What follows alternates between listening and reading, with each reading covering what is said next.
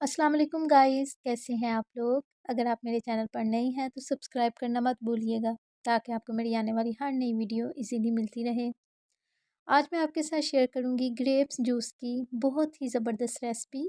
वैसे तो आप सब ग्रेप्स बहुत ज़्यादा खाते होंगे, लेकिन आज की वीडियो को देखने के बाद आप ग्रेप्स खाना भूल जाएंगे और उसका जूस ही बना के पिया करेंगे। तो चलिए रेसिपी को स्टार्ट करते हैं।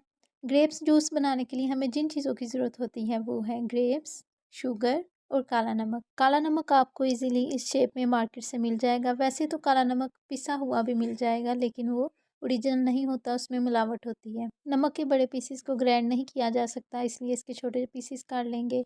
उसके बाद उसको हम अच्छे से ग्राइंड कर लेंगे। और ये देखिए कितनी अच्छी तरह से काला नमक ग्राइंड हो गया है।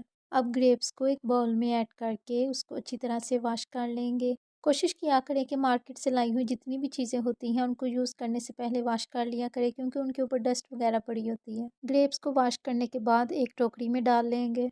और ये देखिए वॉश करने से ही ग्रेप्स टहनियों से अलग हो गई हैं। अब इनका जूस बनाने में आसानी हो जाएगी। तो चलें जूस बनाना स्टार्ट करते हैं। सबसे पहले ग्रेप्स को जग में ऐड करेंगे। ग्रेप्स पहले ही मीठे होते हैं, इसलिए इसमें जस्ट 1 स्पून शुगर ऐड करेंगे। उसके बाद इसमें जाएगा नमक, जो कि हस्बे ज़ायक़ा ऐड करेंगे। मैं 1 ग्लास जूस बना रही हूँ, इसलिए मैंने उसके अकॉर्डिंग इसमें चीनी और नमक ऐड किया है।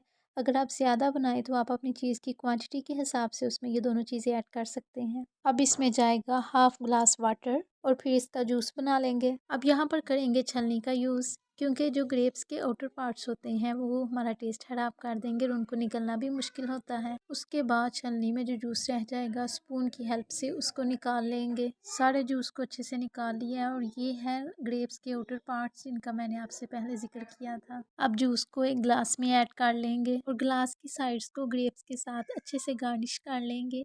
कोशिश किया करें कि कोई भी चीज़ आप बनाएं उसकी गार्निशिंग पे खासी तवज्जो दिया करें, क्योंकि चीज़ को खा के तो बाद में ही पता चलता है, पहले उसकी गार्निशिंग देखी जाती है। आई होप आपको मेरी आज की रेसिपी बहुत अच्छी लगी होगी। मुझे कमेंट बॉक्स में ज़रूर बताइएगा और आप भी घर पर ज़रूर ट्राई कीजिएगा। अल्लाह हाफिज़।